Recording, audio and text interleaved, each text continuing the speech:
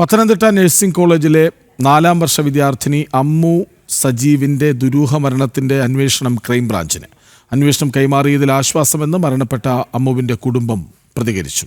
ആരോഗ്യ വിദ്യാഭ്യാസ വകുപ്പുകൾ സംയുക്തമായ അന്വേഷണം പ്രഖ്യാപിച്ചിട്ടുണ്ടെങ്കിലും ക്രൈംബ്രാഞ്ചിന്റെ അന്വേഷണത്തിൽ പ്രതീക്ഷയുണ്ടെന്ന് അമ്മുവിന്റെ അച്ഛൻ ജനം ടിവിയോട് പ്രതികരിച്ചു.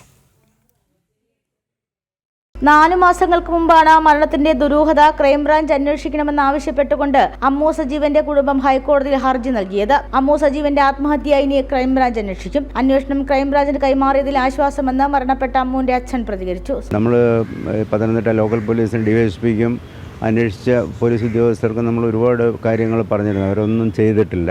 അതിനുശേഷമാണ് നമ്മൾ മുഖ്യമന്ത്രിയെയും ബഹുമാനപ്പെട്ട DGP ഒക്കെ കണ്ടപ്പോഴത്തേക്ക് അവരെല്ലാം അന്വേഷിച്ച് ഇതാണെന്നുള്ളത് കൊണ്ടാണ് അവർ പുതിയൊരു അന്വേഷണത്തിന് ഉത്തരവിട്ടത്. അതിൽ നമുക്ക് ഒരു നീതി കിട്ടുമെന്നുള്ളത് നമുക്ക് ഉറപ്പുണ്ട്. സഹപാഠികളിൽ നിന്നും തുടർച്ചയായ മാനസിക പീഡനം നേരിട്ടിരുന്നുവെന്നും കോളേജ് ഭരണകൂടം സംഭവത്തിൽ യഥാർത്ഥ നടപടികൾ കൈക്കൊള്ളാതിരുന്നത് ദുരന്തത്തിന് കാരണമായെന്നും അച്ഛന്റെ ആരോപണം. ഒരു 8 മാസമായി എൻ്റെ കുഞ്ഞും പോയിട്ട്, എന്നിട്ട് പോലും നമുക്ക് ഇത്രയും നാൾ ഇങ്ങനെ ഇതിൻ്റെ പുറകെ നടക്കാനൊരു വിധിയായിരുന്നു. പക്ഷേ ഇപ്പോൾ സ്റ്റേറ്റ് ക്രൈംബ്രാഞ്ച് തന്നെ അന്വേഷിക്കുന്നത് അതിലൊരു സംതൃപ്തി നമുക്കുണ്ട്. അതൊരു എന്തെങ്കിലും ഒരു നല്ല രീതിയിൽ വരുമെന്നുള്ള ഒരു ഇതുണ്ട്, പ്രതീക്ഷയുണ്ട് നമുക്ക്. ആത്മഹത്യ എന്ന പോലീസിന്റെ പ്രാഥമിക നിഗമനത്തിനോട് കുടുംബം നേരത്തെ തന്നെ എതിർപ്പ് പ്രകടിപ്പിച്ചിട്ടുണ്ട്. സംസ്ഥാന സർക്കാർ, ആരോഗ്യ വകുപ്പ്, വിദ്യാഭ്യാസ വകുപ്പ് സംയുക്ത അന്വേഷണം പ്രഖ്യാപിച്ചിട്ടുണ്ടെങ്കിലും നീതിയും സുതാര്യതയും ഉറപ്പാക്കാൻ ക്രൈംബ്രാഞ്ച് അന്വേഷണം അനിവാര്യമെന്നാണ് കുടുംബത്തിന്റെ പ്രതികരണം. ജനം, തിരുവനന്തപുരം.